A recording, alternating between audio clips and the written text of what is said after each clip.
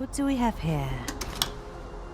The greatest compliment I can give the developers of The Invincible is that this feels like walking into the worlds imagined by mid-century sci-fi authors. Based on the novel The Invincible by Stanislaw Lem, I spent an hour with a development build of Starward Industries' upcoming sci-fi adventure and fell into a vibrant wonderland rife with danger, adventure, and discovery.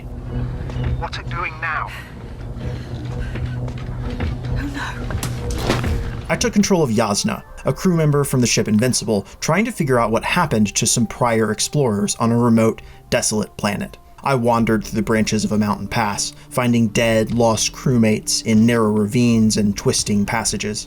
Her slow, plodding, space-suited bootsteps and labored breathing as she climbed rocks and dealt with an increasingly bad headache added a sense of depth and feeling to the world around her. She frequently talks with her navigator, Novik, a crew member on the orbiting Invincible that lets her know what's going on and helps make decisions about their course. Yasna, do you hear me? Yes. The steady conversation between the two provides backdrop to the desolate canyon environments, and branching dialogue choices offer up some customization in how Yasna reacts to the events around her. There's also a clear conflict between their personalities, adding a bit of dramatic fuel to the chatter. Yasna, don't die on me now. I'm begging you, don't give up. The gameplay is otherwise the kind of fare you expect from a first-person adventure game.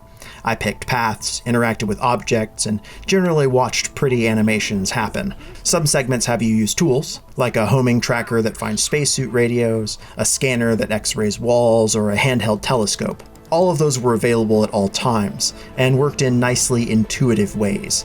I was especially satisfied when I discovered that the telescope could be used to identify and check off things on the to-do list from a distance. Part of my job was to catalog the fate of individual vehicles and crew, so just spotting and checking off a vehicle's serial number from a distance felt great. Something a real expeditionary would do. The Invincible had a much more meditative pace than more action-focused games or first-person horror titles, though. Much of that's down to Yasna, a biologist by trade, whose natural curiosity gets the better of her fairly often. She's willing to put up with a lot, or pause when others would keep moving, in order to figure out how some strange new alien thing works. To be fair to her, who wouldn't get kind of excited at giant metal flowers growing giant metal fruit? I grew up reading a lot of old sci-fi, and The Invincible scratched that itch in superb ways. It's got vehicles with clicky switches and buttons, knobs to turn, and odd twisting locking mechanisms on the doors. The retro-futuristic interfaces of the equipment are well balanced against a rugged, lived-in look for what is clearly hard-wearing frontier tech. The design was great, tweaking knobs and turning keys to crack open data units, then downloading the recorded radio logs or removing physically printed pictures from a robot's camera recorder is awesome. Small details kicked in too. When listening to a rover log, the rover's built-in radar system replayed the events surrounding it at that time. Let us know when there's something new. Of course. Over and out. Ominously moving pings added to the sense of tension and wonder. That spoke promisingly to the kind of detail that a good adventure game must have to keep you engaged. The demo I played used more dramatic effects sparingly, but very effectively.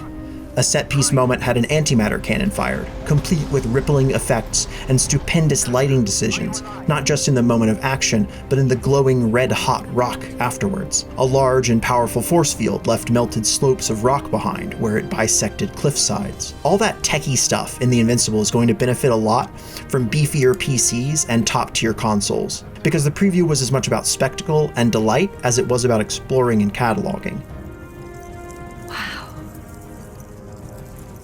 I loved taking my time with what was around, enjoying the set-piece environment, and gazing at the rugged red cliff sides and distant skylines. People who enjoyed recent first-person space adventures like Deliver Us the Moon or Moons of Madness should have The Invincible firmly pinned in their calendar. It's the kind of catnip you're looking for.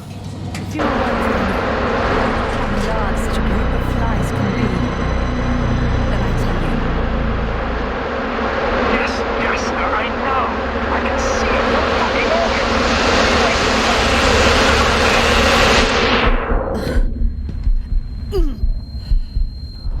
For more preview coverage of upcoming big games, check out our final preview of Gotham Knights and our first look at Ravenbound. And for everything else in the world of video games, stick with IGN.